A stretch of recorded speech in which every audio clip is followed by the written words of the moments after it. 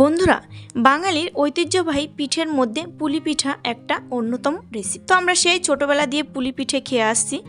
তো বন্ধুরা, আজ আমি বানাবো সুজি দিয়ে পুলি পিঠে। হয়তো তোমরা অনেকেই খাওনি কিংবা জানো না সুজি দিয়ে কেমন করে পুলি পিঠা তৈরি করা যায়। তো চলো, আজ আমি সুজি দিয়ে পুলি পিঠা বানাবো। আচ্ছা, ড্রিম কিচেন উইথ ভিলেজ ফুডের নতুন একটা রেসিপিতে তোমাদের সবাইকে জানাই অনেক অনেক স্বাগত। আমার আজকের রেসিপি দুর্দান্ত স্বাদের সুজির পুলি পিঠে। তো চলো বন্ধুরা, রেসিপিটা শুরু করছি। প্রথমে দেখো নিয়েছি নারকেল কোড়া। পুরটা প্রথমে আমি বানিয়ে নেব। উনুনটা ধরিয়ে দেখো উনুনে কড়াই বসিয়ে দিয়েছি। কড়াইতে দিয়ে দিলাম সামান্য একটু জল। এবার নারকেলটা ঢেলে দিলাম। জলটা দেওয়ার একটাই কারণ যে নারকেলটা যেন নিচে লেগে না যায়। এবার দিয়ে দিলাম চিনি স্বাদ মতো। তোমরা তোমাদের নিজেদের ইচ্ছে মতো চিনিটা দেবে, যেমন মিষ্টি খাবে তেমন। এবার সব কিছু একসঙ্গে মিশিয়ে নিয়ে 10 থেকে 15 মিনিট সময় নিয়ে আমি দেখো পুরটাকে রেডি করে নিয়েছি। পুরটা আমি তুলে নিলাম একটা পাত্রের মধ্যে। পুরটা ততক্ষণ ঠান্ডা হতে থাক, এদিকে আমি সুজিটা রেডি করে নেব। দেখো কড়াইটা পরিষ্কার করে নিয়ে কড়াইতে আমি ঢেলে দিলাম 1 প্যাকেট সুজি। এখানে 200 গ্রাম সুজি আছে। তোমরা কম বেশি করে সুজি নিতে পারো, যেই পরিমাণে পিঠে বানাবে ততটাই সুজি নেবে। এবার সুজিটাকে আমি হালকা একটু নেড়েচেড়ে নিলাম কড়াইতে 1 মিনিটের মতো। এবার বন্ধুরা ঢেলে দিলাম আমি 500 গ্রাম গরুর দুধ। তবে তোমরা এখানে দুধের পরিবর্তে জল দিয়েও করতে পারো, তবে দুধ দিয়ে করলে পিঠেটার স্বাদটা কিন্তু আরও দ্বিগুণ হবে, যেই কারণে আমি দুধ দিলাম। তোমরা অর্ধেকটা জল অর্ধেকটা দুধ কিংবা পুরোটা জল পুরোটা দুধ যে কোনো একটা দিয়ে করতে পারো।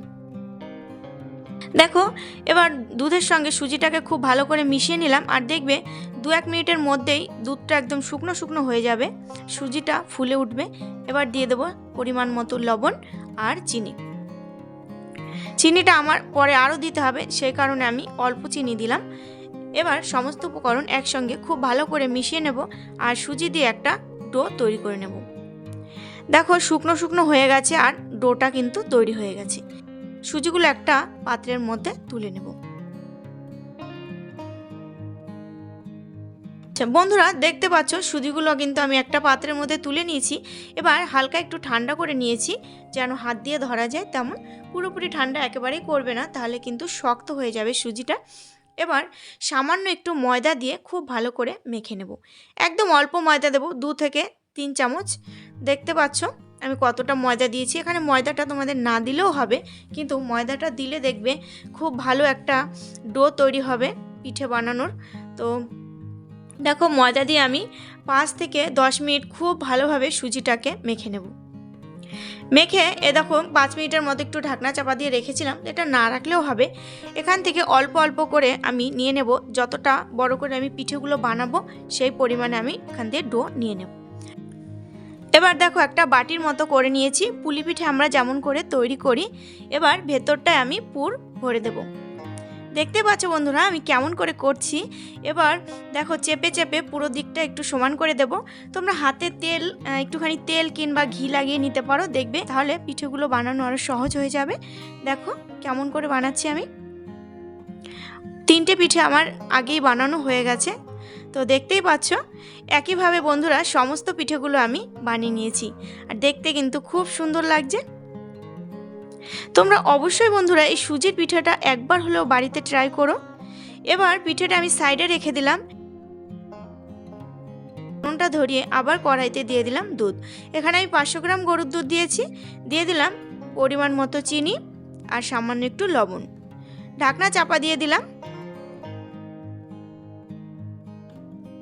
তো দুধটা এদিকে ফুটে উঠেছে। 3 থেকে 4 মিনিটের মতো দুধটাকে আমি জাল করে নিয়েছি।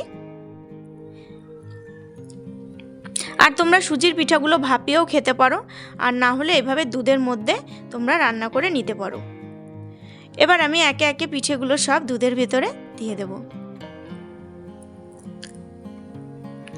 আর বন্ধুরা তোমরা শীতে এই পিঠেটা একবার হলেও খেয়ে দেখো, ভীষণ স্বাদ হয় বন্ধুরা। বলছি তোমরা একবার হলেও ট্রাই করো, দেখবে বাড়ির সবাই ভীষণ পছন্দ করবে পিঠেটা। এভাবে আমি 2-3 মিনিট একটু জাল দিয়ে নিলেই আমার পিঠেটা রেডি হয়ে যাবে। হয়ে গেছে আমার পিঠেটা ঢেলে নিলাম। বন্ধুরা, সুজির এই দুর্দান্ত স্বাদের পিঠেটা তোমাদের কেমন লাগলো অবশ্যই কমেন্ট করে জানিও। আমার পরিবারে যদি নতুন হও, আমার চ্যানেলটি সাবস্ক্রাইব করে পাশে থাকা বেল আইকনটা অন করে দিও, তাহলে নতুন নতুন রান্নার ভিডিও সবার আগে তোমার কাছে পৌঁছে যাবে। দেখো, একটা পিঠে আমি তোমাদের একটু ভেঙে দেখাচ্ছি কতটা নরম হয়েছে, মুখে দিলেই একদম গলে যাবে। তো নতুন একটা ভিডিওতে দেখা হচ্ছে, বাই।